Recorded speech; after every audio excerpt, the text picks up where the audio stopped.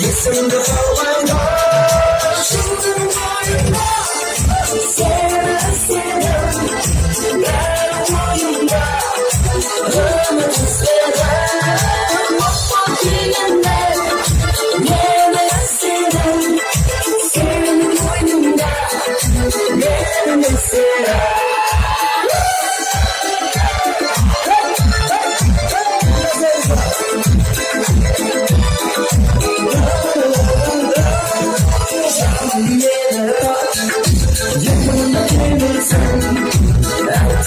Acın var, sana aykırıyım.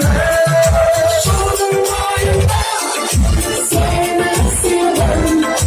Ben boyunda ölmek istedim.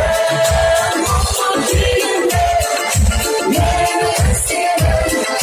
Senin boyunda yemek istedim.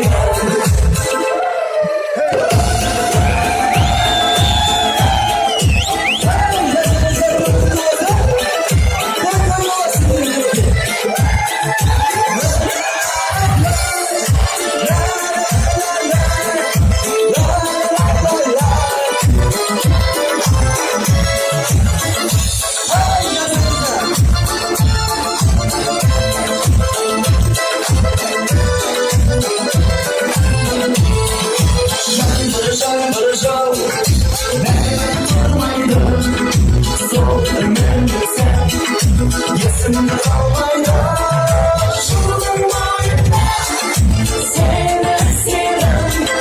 Ben boyunda ölmek istedim. Mutfak yerinde yemek istedim. Senin boyunda yemek istedim. Şunun boyunda seni istedim. Ben boyunda ölmek istedim.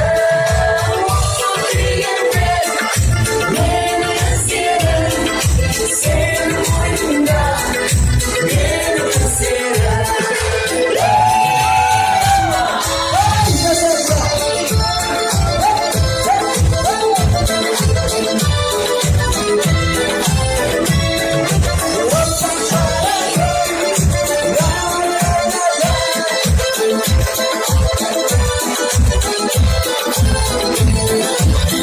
Aşağı olduğunuzda hepiniz hareketi anlatımını bekliyorsun.